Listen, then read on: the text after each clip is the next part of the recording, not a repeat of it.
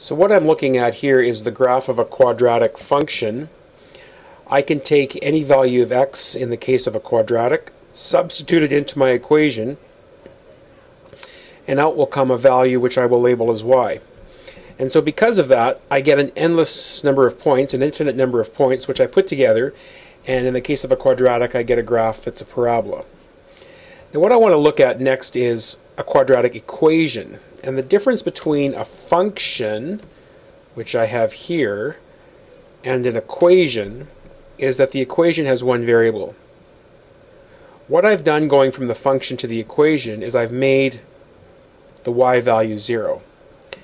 And if I think of it that way, there should be a connection between these two things. When a y value is made 0 on a graph, I can see that here in the table, when the y value is 0, I get these values of x, which are the x-intercepts of the graph.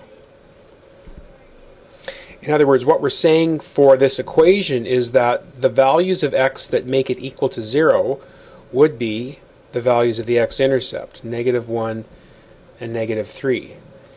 If I substitute -1 into the equation and work it through, I can just do it quickly here. -1 squared is 1. 4 times -1 is -4. So we'd have 1 minus 4 is -3, plus 3 would be 0. -1 made the value of the expression equal to 0. Okay? Similarly, -3 would do that. So I have a fixed number of points that are making my equation true, that are giving me 0. But the connection to the function, to the corresponding function as we call it, where the expression is equal to y, is that those are the x-intercepts. So the important point is that the solutions, the answers, the roots, those words all mean the same thing.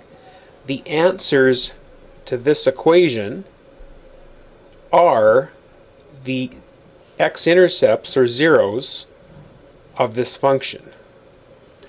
The x-intercepts of the function are the solutions to the equation. That's the big concept that allows us to solve equations by looking at their corresponding functions. So this is a big idea that makes the solving of any kind of equation possible. Alright, I have an equation here which I want to solve graphically. And typically what we'll do to solve equations is we will begin by taking the equation and setting it to 0. So let's move all the terms over to the left. Okay, I'm calling this an equation because I have one variable. There are only a certain number of values of x that I can put in fact 2 values of x possibly at most, that will make this value equal to 0. But what I want to do here is I want to use a function to help me get the solutions to this equation. So what I'm going to do is I'm going to graph the corresponding function to this equation. The corresponding function is simply y equaling x squared plus 4x plus 1. And the solutions to this equation will occur when y is 0 on the function, which is where the x-intercepts occur.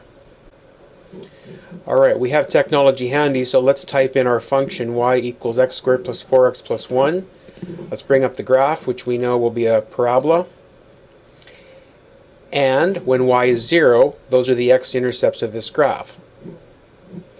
Alright, let's just keep a record of what we're graphing here. Let's just do a sketch on our grid. Okay, my window dimensions on my calculator were set to -10 to 10, which is what I record in the boxes down below. The function I'm typing in, x squared plus 4x plus 1.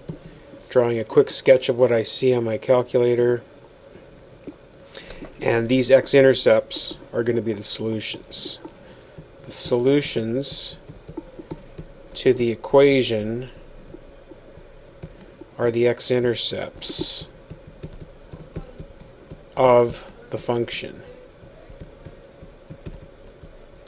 And remember, we can get that by using the calculate button on the calculator, second function trace, go down to 0 for x-intercept. Let's do that one right there, just to the left of this x-intercept, which looks like it's a little bit less than 0.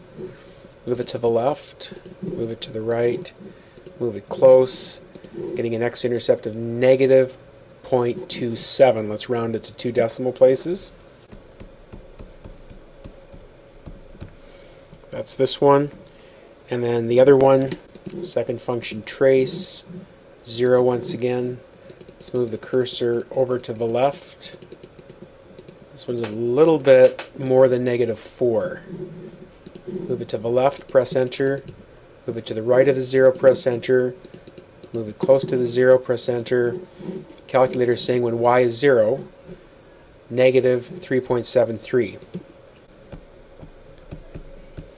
So my two x-intercepts are the solutions to my original equation. Now let's just check and see if that's true. So if I took either of these and plugged them in and worked this out, I should get 0. Now, I've just finished calculating the -3.73 on my calculator, so if I go to a blank screen, second function quit, and if I simply type x squared, the calculator is holding the value of x at -3.73 in it right now, so it will calculate that out. But let's put the rest of it in, plus 4x plus 1. And since it's holding that value, if I press enter, I should see that I get a value of 0. There we go. Let's move it over. And so I've confirmed that. So solving graphically is very handy because we can solve any kind of equation with this graphical approach. We simply set our equation to 0. We then graph y equals that expression, which gives us our function. And then our solutions to our equation are the x-intercepts of our function.